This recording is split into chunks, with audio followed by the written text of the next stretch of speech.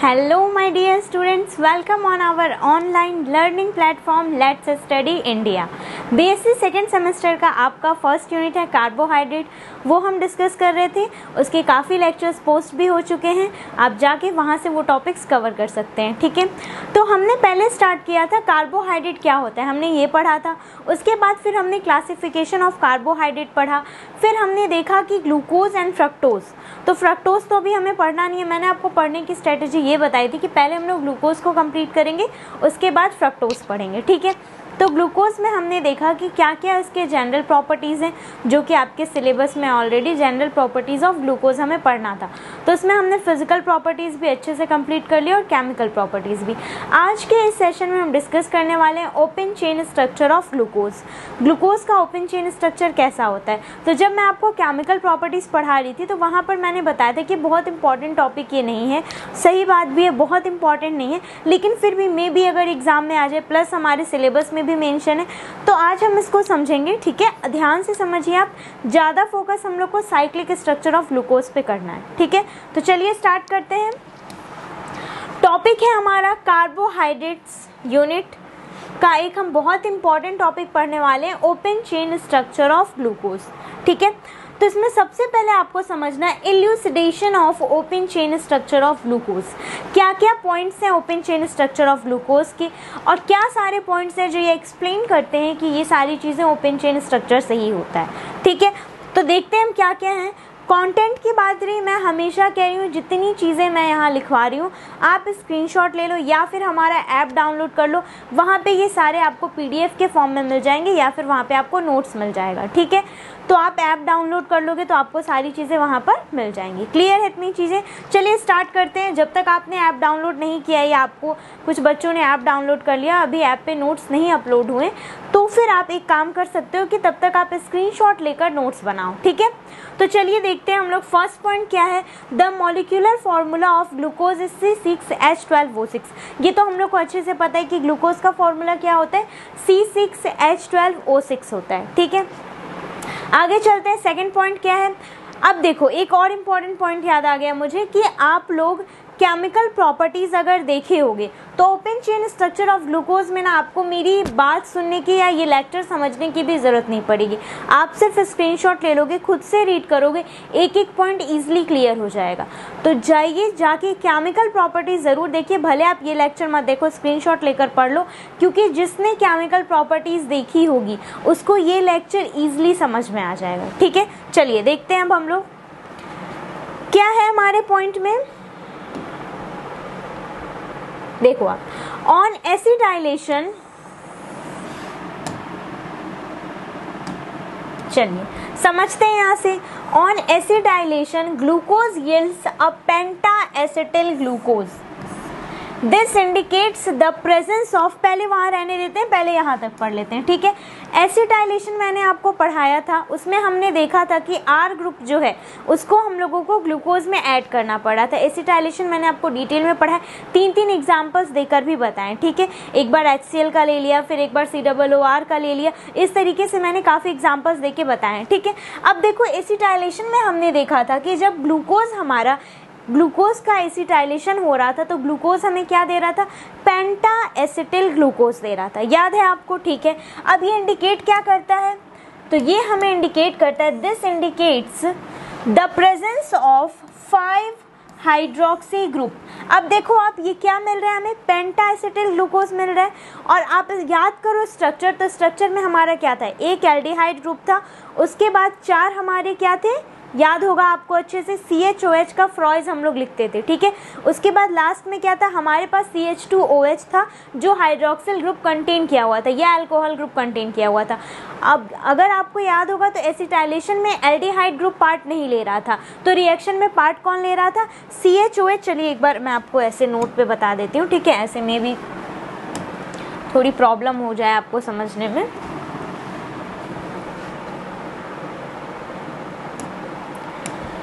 चलो देखो आप लोग कि हमने क्या देखा था, स्ट्रक्चर हमारा ये था CHO, फिर हमारा क्या था CHOH का फ्रॉइस एंड CH2OH।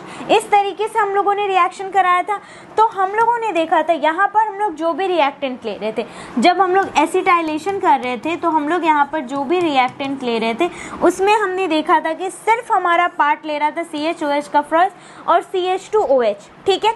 और हमें ये रिएक्शन करने के बाद दे क्या रहे थे, तो ये हमें रिएक्शन करने के बाद दे रहे थे पेंटा एसिटिल ग्लूकोज। अब ये पेंटा वर्ड क्या रिप्रेजेंट करता है, तो ये जो पेंटा मीन्स क्या है, 5 है।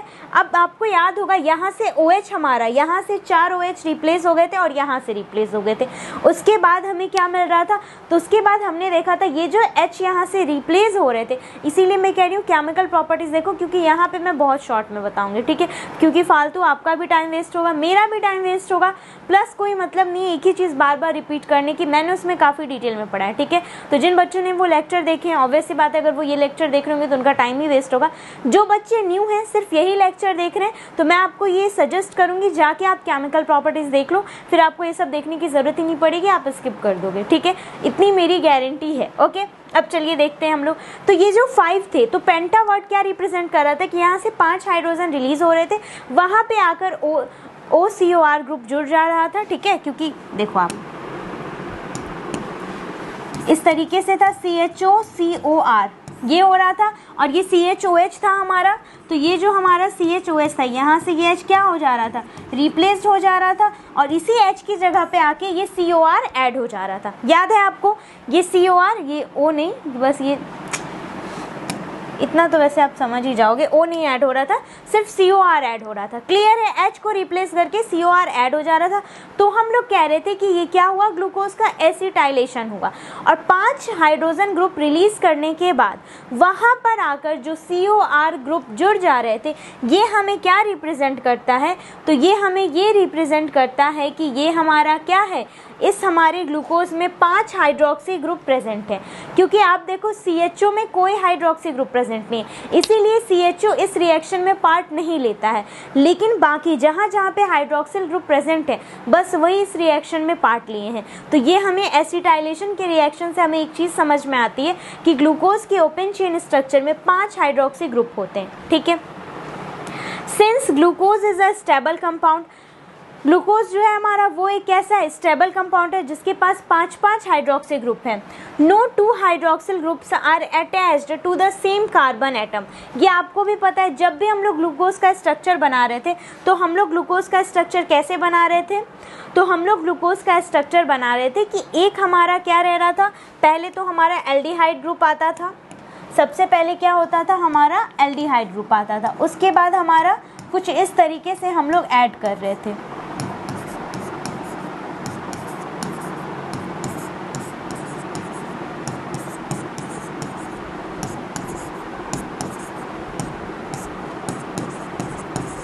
ठीक है, कुछ इस तरीके से हमारा ग्लूकोज ओपन चेन स्ट्रक्चर था, इसी को हम लोग क्या कह रहे थे, open chain structure of glucose.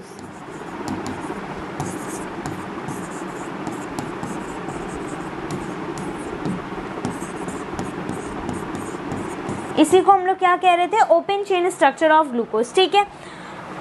अब आप देखो ये CHO ग्रुप था हमारा, ठीक है।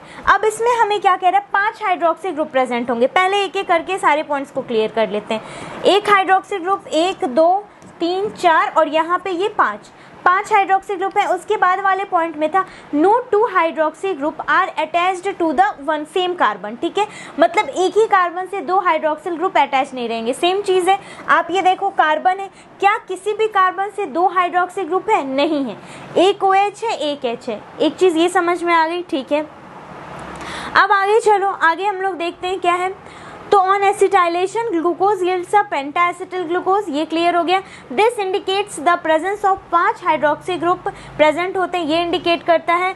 उसके बाद ग्लूकोज जो है वो कैसा है, एक स्टेबल कंपाउंड है, 2 हाइड्रोक्सिल ग्रुप एक ही कार्बन से अटैच्ड नहीं रहेंगे। फिर है हमारा in other words all the 5 hydroxyl groups are present on different carbon atoms. वही बात है कि जब 2 हाइड्रोक्सिल ग्रुप एक कार्बन से अटैच नहीं रहेंगे और 5 ही हाइड्रोक्सिल ग्रुप प्रेजेंट है, और टोटल कितने कार्बन होते हैं, 6, वो हमें फर्स्ट पॉइंट में ही बता दिए। तो एक कार्बन में तो प्रेजेंट नहीं होगा, तो 5 कार्बन में हमारे हाइड्रोक्सिल ग्रुप एक एक करके प्रेजेंट होंगे। वही चीज़ हमें फर्स्ट पॉइंट में बता रहा है, ठीक है। आप स्क्रीनशॉट ले लो, क्लियर हो गया। ठीक है, ये सेकंड वाला पॉइंट हो गया। फर्स्ट पॉइंट समझ लिए हम लोग। सेकंड, थर्ड पॉइंट में देखो, glucose react with hydrogen cyanide. याद होगा आपको, ग्लूकोज का हमने ओपन चेन स्ट्रक्चर बनाया प्लस HCN के साथ उसका रिएक्शन किया। कैसे किया था हमने रिएक्शन, तो यहाँ पर हमने HCN का क्लीवेज करा दिया, CN हो गया नेगेटिव और H हमारा हो गया पॉजिटिव। उसके बाद फिर से वो जाके CH2OH के साथ रिएक्शन कर लिया था। ठीक है, याद होगा आपको रिएक्शन। ओके, अब आप याद करो कि ये जब ग्लूकोज और हाइड्रोजन साइनाइड आपस में रिएक्शन कर रहे थे तो ये हमें क्या दिए थे, तो रिएक्शन के बाद ये हम लोगों को दिए थे साइनोहाइड्रिन। अब इससे क्या प्रूफ होता है समझते हैं। तो देखो आप, glucose reacts with hydrogen cyanide to form cyanohydrin, clear हो गया। And with hydroxyl amine yields an oxime, और जब वो हाइड्रोक्सिल अमीन के साथ रिएक्शन किया था तो उसने हमें क्या दिया था, ऑक्साइम दिया था। This indicates the presence of carbonyl group. ये क्या इंडिकेट करता है, तो ये इंडिकेट करता है कि ग्लूकोज के स्ट्रक्चर में कौन प्रेजेंट होता है, कार्बोनिल ग्रुप प्रेजेंट होता है। अब कार्बोनिल ग्रुप क्या है, तो आपको अच्छे से पता होगा, कार्बोनिल ग्रुप में हमारा एक एल्डिहाइड आता है और एक कीटोन आता है। तो CHO ने इस रिएक्शन में पार्ट लिया था और हम लोग CHO का भी क्लीवेज किए थे। कैसे किए थे रिएक्शन, पूरा रिएक्शन तो मैं आपको बताऊंगी नहीं क्योंकि मैंने बहुत अच्छे से बताया है केमिकल प्रॉपर्टीज़ में। थोड़ा सा मैं आपको ओवरव्यू दे देती हूँ ताकि आपको समझ में आ जाए। तो याद करो आप, रिएक्शन कैसे किया था हमने, CHOH का फ्रॉइज CH2OH प्लस हमारा किसके साथ था रिएक्शन, HCN। इसका हमने क्लीवेज किया H प्लस और CN नेगेटिव। ठीक है, इसका हमने क्लीवेज किया था तो CH प्लस और प्लस O नेगेटिव। ओके, अब पॉजिटिव कर लिया था नेगेटिव के साथ रिएक्शन, नेगेटिव कर लिया था पॉजिटिव के साथ रिएक्शन। क्लियर है, अब आपको अच्छे से पता है कि CH के साथ हमारा आ गया था CN, O के साथ हमारा आ गया था H, याद होगा आपको। और हमें क्या मिला था, ग्लूकोज साइनोहाइड्रिन। तो इस तरीके से रिएक्शन हुआ। अब आप इस रिएक्शन में देखो किसने पार्ट लिया है, तो इस रिएक्शन में हमारा ये कार्बोनिल ग्रुप पार्ट ले रहा है। कार्बोनिल में दो आते हैं, एल्डिहाइड एंड कीटोन, ये आपको पता है। तो यहाँ पे ये कौन सा ग्रुप है हमारा, एल्डिहाइड ग्रुप है। तो हम लोग इसको एल्डिहाइड ना कह के क्या कहेंगे, कार्बोनिल ग्रुप। क्लियर है इतना।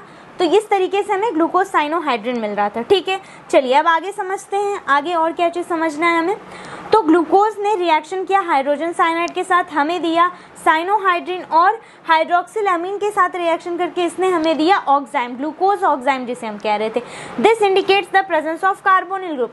ये क्या रिप्रेजेंट करता है, किसमें कार्बोनिल ग्रुप प्रेजेंट है, क्योंकि दोनों में क्या होगा, बॉन्ड क्लीवेज होगा। इसलिए मैं कह रही हूँ केमिकल रिएक्शन आप देख लेना, वहाँ पे ये सारे रिएक्शंस मैंने कराए और काफ़ी कुछ एडिशनल रिएक्शंस भी कराए हैं। ठीक है, तो ये 3 पॉइंट क्लियर हो गया। फोर्थ पॉइंट में देखो क्या कह रहा है, glucose is reduced to sorbitol. मैंने आपको ग्लूकोज का ऑक्सीडेशन बताया था और रिडक्शन बताया था।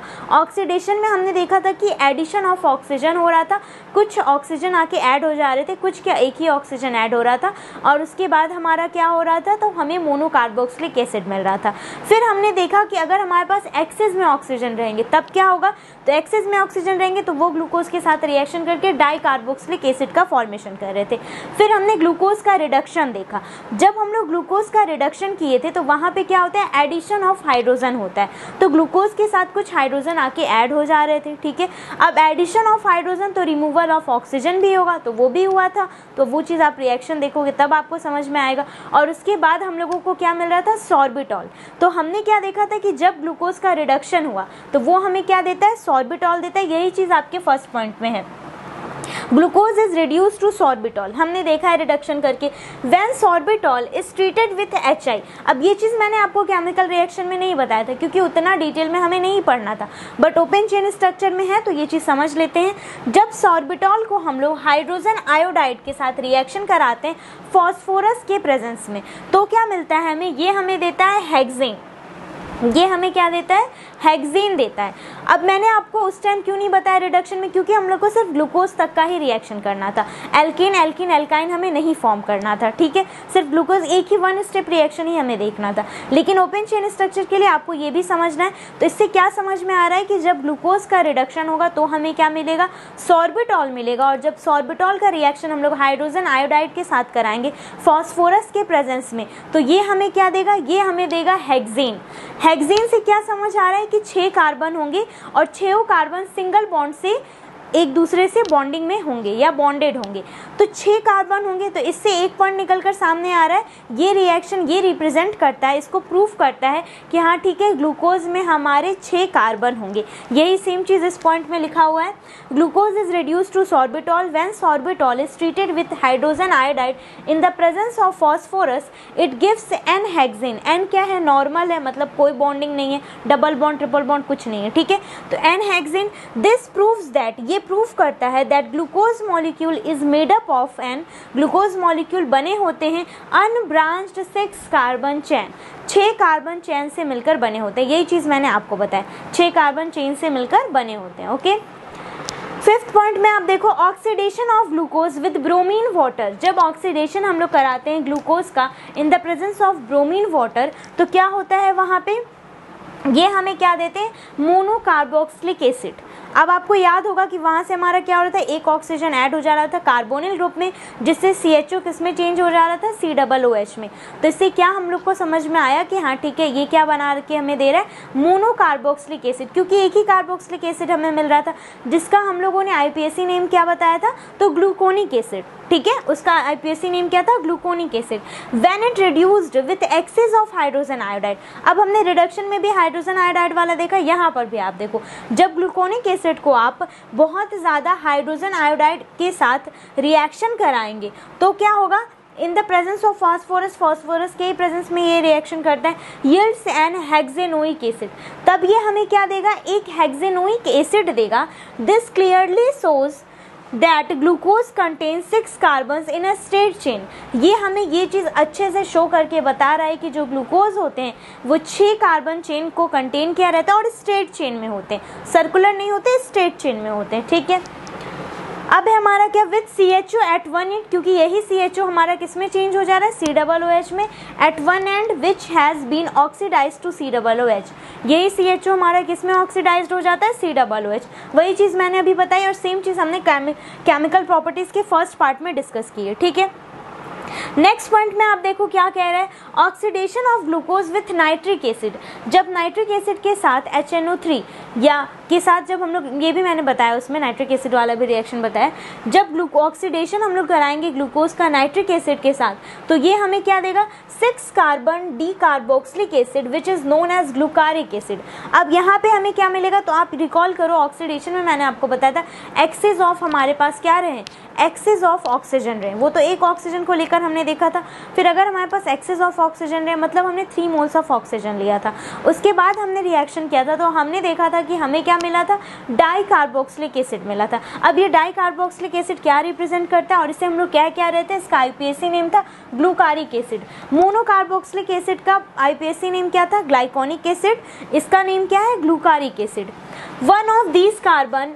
One of these COOH groups, carboxylic groups, must have come from the aldehyde group। एक तो हमारा aldehyde group से आ रहा है, अभी जस्ट हमने पहले समझा है। अब ये जो सेकंड है वो कहाँ से आ रहा है, and therefore the second carboxylic group an outcome of the oxidation of the primary alcoholic group।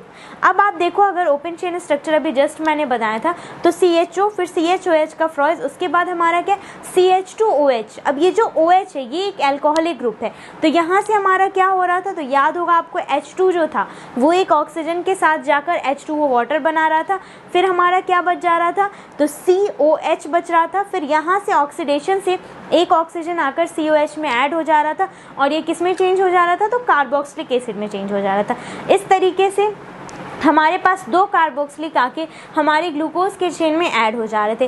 First तो हमारा CHO एल्डिहाइड ग्रुप से, सेकंड हमारा CH2OH से हमें मिल रहा था कार्बोक्सिलिक ग्रुप, जिससे हमें क्या मिल रहा था, डाई कार्बोक्सिलिक एसिड। क्लियर है। Thus glucose molecules has 6 carbon atoms in a straight chain। ठीक है, ये हमें पता है, with 1 aldehyde group and 1 primary hydroxy group। अब इससे ये चीज़ समझ में आता है कि जो हमारा ग्लूकोज है उसमें एक एल्डिहाइड ग्रुप होता है एक एंड पे, और एक एंड पे क्या होता है, प्राइमरी हाइड्रोक्सिल ग्रुप होता है। प्राइमरी वर्ड क्यों यूज़ किया जा रहा है, तो प्राइमरी, सेकेंडरी, टर्शियरी होते हैं जब हमारा कार्बन सिर्फ एक ही कार्बन से अटैच्ड होता है, तो हम लोग उसे क्या कहते हैं, प्राइमरी। अब यहाँ पर आप देखो CH2OH सिर्फ एक ही कार्बन CHOH से ही अटैच्ड है, तो इसीलिए हम लोग इसे क्या कह रहे हैं, प्राइमरी हाइड्रोक्सिल ग्रुप या प्राइमरी अल्कोहलिक ग्रुप कह सकते हैं। क्लियर है इतनी चीज़ें। And in all 5 hydroxy group, और 5 हाइड्रोक्सी ग्रुप होते हैं जिससे ये कार्बन दोनों एंड के CHO का कार्बन और प्राइमरी हाइड्रोक्सिल ग्रुप का जो कार्बन है ये दोनों बीच वाले सारे कार्बन से अटैच्ड होते हैं। क्लियर है इतनी चीज़ें, समझ में आया? अब ये 6 पॉइंट्स से हमें क्या समझ में आ रहा है? तो ये जो 6 पॉइंट्स हैं हमारे, तो ये 6 पॉइंट्स हमें ये प्रूफ करा रहे हैं कि open chain structure of glucose क्यों ऐसा ही होता है। आपके भी माइंड में तो आया होगा कि क्यों ग्लूकोज ऐसा ही होता है, क्यों नहीं 7 होते हैं, क्यों इसमें HOH ऐसे अल्टरनेट करके दिया गया है, क्यों नहीं एक ही कार्बन के साथ 2 OH होते हैं। तो ये सारी चीज़ें रिएक्शन की जाती हैं, रिएक्शन के बाद जो प्रोडक्ट आता है उससे हम लोग ये चीज़ सोचते हैं हाइपोथेटिकली कि हाँ इसका मतलब ग्लूकोज में ये ग्रुप प्रेजेंट होंगे, किस तरीके से प्रेजेंट होंगे वो सारी चीज़ें ये रिएक्शंस हमें प्रूफ करती हैं। इसीलिए केमिकल प्रॉपर्टीज़ पढ़ना बहुत इंपॉर्टेंट है। क्लियर है इतनी चीज़ें, समझ में आया अच्छे से आपको? ठीक है। अब आप देखो ये जो open chain structure of glucose है ये ठीक है, काफ़ी चीज़ें तो अच्छे से एक्सप्लेन कर रहा था, काफ़ी रिएक्शंस किए इसने, बिल्कुल सही सही प्रोडक्ट दिए जिससे ये सारी चीज़ें क्लियर हो गई कि ओपन चेन स्ट्रक्चर होता है ग्लूकोज का। लेकिन ये जो ओपन चेन स्ट्रक्चर है ग्लूकोज का ये बहुत सारी चीज़ों को अच्छे से एक्सप्लेन नहीं कर पाए। बहुत सारी चीज़ों में एक बहुत ही इंपॉर्टेंट टर्म हमारा आता है म्यूटा रोटेशन। ये एक बहुत ही इंपॉर्टेंट मैकेनिज्म है जिसे हम लोग साइक्लिक स्ट्रक्चर ऑफ ग्लूकोज में पढ़ेंगे। अब क्यों उसको साइक्लिक स्ट्रक्चर ऑफ ग्लूकोज में ही पढ़ाया जाता है? क्या था कि क्यों इसको open chain structure of glucose में हम लोग म्यूटा रोटेशन को नहीं पढ़ते हैं? तो ओपन चेन स्ट्रक्चर बहुत सारे पॉइंट्स को नहीं एक्सप्लेन कर पाए जिसे हम लोग उसको लिमिटेशन में पढ़ेंगे। ठीक है, तो अब यहाँ पर आप देखो ये 6 पॉइंट्स हो गए हमारे। अब एक बार आप open chain structure of glucose देख लो। ठीक है, अब देखो ये आपका क्या है, open chain structure of glucose है। ठीक है, अब इसमें देखो हमने अभी तक जितनी चीज़ें पढ़ी हैं वो सारी चीज़ें इसमें हैं। ध्यान से अगर आप देखो तो इसमें वो सारी चीज़ें हैं। ठीक है, अब देखो यहाँ पर क्या है हमारा, तो यहाँ पर हमारा ये एल्डिहाइड ग्रुप है CHO। ठीक है, और हमारा क्या है COHH, COHH, COH, H और OHH। काउंट करो कितने हाइड्रोक्सिल ग्रुप हैं, तो 1 2 3 4 एंड 5। यहाँ पर भी हमारा क्या है CH2OH है, ये OH क्या है हाइड्रोक्सिल ग्रुप है। तो ठीक है, एक पॉइंट निकल के आया कि 5 हाइड्रोक्सी ग्रुप रहेंगे, वही जो सारी चीज़ें अभी हमने पढ़ा है वहाँ पर। ठीक है, और क्या आया है, एक कार्बोनिल ग्रुप है। हाँ भाई है। अब देखो इन 5 हाइड्रोक्सिल ग्रुप में उसमें ये भी था कि एक प्राइमरी हाइड्रोक्सिल या अल्कोहलिक ग्रुप जिसे हम कह सकते हैं वो है। अब यहाँ पर प्राइमरी वर्ड क्यों यूज़ किया गया, तो मैंने आपको बताया प्राइमरी वर्ड वहाँ यूज़ करते हैं जहाँ हमारा कार्बन सिर्फ एक कार्बन से अटैच्ड हो। जहाँ हमारा कार्बन 2 कार्बन से अटैच्ड होगा वहाँ क्या ये बन जाएगा सेकेंडरी। जब एक ही कार्बन से अटैच्ड होगा तो प्राइमरी, और जब 3 कार्बन से अटैच्ड होगा तो ये क्या बन जाएगा टर्शियरी। ये चीज़ आप लोग को पता है। ठीक है, प्राइमरी की बात करते हैं तो क्यों इसको प्राइमरी हाइड्रोक्सिल ग्रुप कहा गया, तो ये कार्बन आप देखो सिर्फ एक ही कार्बन से अटैच्ड है। ये जो कार्बन है हमारा सिर्फ एक कार्बन से अटैच्ड है, इसीलिए इसे हम लोग क्या कह रहे हैं प्राइमरी हाइड्रोक्सिल या प्राइमरी अल्कोहलिक ग्रुप। क्लियर है, समझ में आया? तो ग्लूकोज का ओपन चेन स्ट्रक्चर यही होता है। इससे आप जब रिएक्शन करोगे, हाँ एक चीज़ और, केमिकल प्रॉपर्टीज़ वाला जो मेरा लेक्चर है उसमें एक जगह मुझसे पता नहीं कैसे ये मिस्टेक हो गया, मैंने OH को अल्टरनेट पोजीशन पे लिख दिया, बल्कि दोनों OH इस तरीके से रहते हैं। ठीक है, सेम ही पोजीशन पे रहते हैं, तो it's not an big deal, ये चीज़ आप खुद भी समझ सकते हो। उसके बाद फिर मैंने CHOH का फ्रॉइस करके रिएक्शन किया, तो it's just a minor mistake, वो लिखने में मुझसे थोड़ा सा गलत हो गया था। ठीक है, ध्यान नहीं रहा मुझे, मैं जल्दी जल्दी में कर रही थी रिएक्शंस उस वजह से, लेकिन उसके बाद फिर जब हमने जितनी भी रिएक्शन किए वो सारी बिल्कुल सही है। बस एक जगह ग्लूकोज के ओपन चेन स्ट्रक्चर में बस यही एक छोटी सी गलती हो गई है, वो क्या है, तो यही कि OH दोनों OH को मैंने मतलब चारों OH को अल्टरनेट पे लिख दिया। लेकिन क्या होता है लास्ट के जो हमारे 4th एंड 5th जो हाइड्रोक्सिल ग्रुप होते हैं वो बिल्कुल सेम पोजीशन पे होते हैं। क्लियर है इतनी चीज़ें? तो इसमें एक बच्चे ने कमेंट भी किया है शायद कि मैम मतलब कि क्या कहते हैं ग्लूकोज स्ट्रक्चर इज़ रॉन्ग, तो yes it is wrong but it's just an mistake. ये तो आप खुद से भी समझ सकते हो कि हाँ ठीक है, मैम से जल्दी जल्दी पढ़ाने के चक्कर में हो गया होगा मे बी। उसके बाद फिर जितने भी रिएक्शंस थे उसमें बिल्कुल करेक्ट है, तो it's not an big deal. बाकी बच्चे ना ये कन्फ्यूज़ हो जाए कि मैम ने पूरा ग्लूकोज स्ट्रक्चर ही गलत बना दिया है, तो ये आप खुद भी पढ़ रहे होगे, बुक से पढ़ते होगे, कॉलेज में पढ़ाया जाता होगा, कहीं भी पढ़ाया जाता होगा, तो ये आपको पता ही होगा कि मैम ने क्या गलत किया और कहाँ गलत किया। तो बाकी बच्चों को भी समझ आ गया होगा कि हाँ मैम ने सिर्फ OH को अल्टरनेट पोजीशन पे ना लिखकर अल्टरनेट पोजीशन पर लिख दिया, बल्कि मैम को सेम ही लिखना चाहिए। तो बाकी बच्चों ने नहीं कमेंट किया बट आपने कर दिया, ठीक है, ये अच्छी बात है। इसी चीज़ को मैं अभी क्लियर भी कर दी हूँ कि कहाँ क्या गलत हुआ था। क्लियर है इतनी चीज़ें? तो बहुत बड़ा कुछ ऐसा मिस्टेक नहीं था, सिर्फ हाइड्रोक्सिल ग्रुप को मैंने अल्टरनेट पोजीशन पे ना लिख के सेम पोजीशन पे ना लिखकर अल्टरनेट पोजीशन पे लिख दिया था, ठीक है। तो it's not an big deal, इतना वो करने की कोई बात है नहीं। चलिए खैर छोड़ते हैं। तो ये चीज़ समझ में आया आपको, ये हमारा क्या है, तो यही हमारा ग्लूकोज का स्ट्रक्चर है, ओपन चेन स्ट्रक्चर है। क्लियर है इतनी चीज़ें? अब हम लोग समझते हैं इसके लिमिटेशंस। तो limitations of open chain structure of glucose, glucose के ओपन चेन स्ट्रक्चर की क्या क्या लिमिटेशन थी। तो फर्स्ट लिमिटेशन तो ये था, unlike other aldehydes glucose does not give सिफ टेस्ट। ग्लूकोज जो है हमारा वो सिर्फ टेस्ट नहीं दे पाता था जैसे कि बाकी के एल्डिहाइड ग्रुप्स देते हैं। Neither does it form an addition product with sodium bisulphite. Sodium bisulphite के भी साथ ये क्या करते हैं, तो बिल्कुल सोडियम NaSO4 की बात हो रही है यहाँ पे, तो उसके साथ ये क्या करते हैं, Na2SO4 के साथ जब ये रिएक्शन करते हैं तो ये एडिशनल प्रोडक्ट नहीं दे पाते। ओपन चेन स्ट्रक्चर की ये लिमिटेशन है। सेकंड लिमिटेशन है कि इस ओपन चेन स्ट्रक्चर के थ्रू हम लोग म्यूटा रोटेशन, जो कि one of the most important mechanism है कार्बोहाइड्रेट का, उससे हम लोग एक्सप्लेन नहीं कर पाते थे। अब जब मैं आपको साइक्लिक स्ट्रक्चर ऑफ ग्लूकोज पढ़ाऊंगी, इसके बाद जो लेक्चर आएगा वो आपका साइक्लिक स्ट्रक्चर ऑफ ग्लूकोज पे ही रहेगा, तो वहाँ पर हम लोग समझेंगे कि म्यूटा रोटेशन क्या होता है और ऐसा क्या पॉइंट है, ऐसा कौन सा पॉइंट है जो ओपन चेन स्ट्रक्चर नहीं एक्सप्लेन कर पाया लेकिन साइक्लिक स्ट्रक्चर एक्सप्लेन कर दिया। और ये फ्री एल्डिहाइड ग्रुप वाली क्या कहानी है जो साइक्लिक स्ट्रक्चर अच्छे से रिप्रेजेंट कर पाता है लेकिन ओपन चेन स्ट्रक्चर की ये लिमिटेशन है। तो ये सारी चीज़ें हम लोग नेक्स्ट लेक्चर में पढ़ेंगे। Cyclic structure one of the most important topic है, तो उसको आप लोग अच्छे से पढ़ना। और एक और लेक्चर मतलब आएगा आपका, तो वहाँ पर मैं कुछ इंपॉर्टेंट पॉइंट्स को डिस्कस करूँगी, जैसे डायस्टीरियोमर क्या होते हैं, एनेंशियोमर क्या होते हैं, एपीमर्स क्या होते हैं, एनोमर्स क्या होते हैं। ये सारे पॉइंट्स आपको एक ही लेक्चर में मिल जाएंगे, बहुत ही इजी वे में मैं उसको समझाऊंगी। तो वो लेक्चर आपके इंपॉर्टेंट टर्म्स करके जाएंगे, तो उस लेक्चर को आप देख लीजिएगा, ठीक है।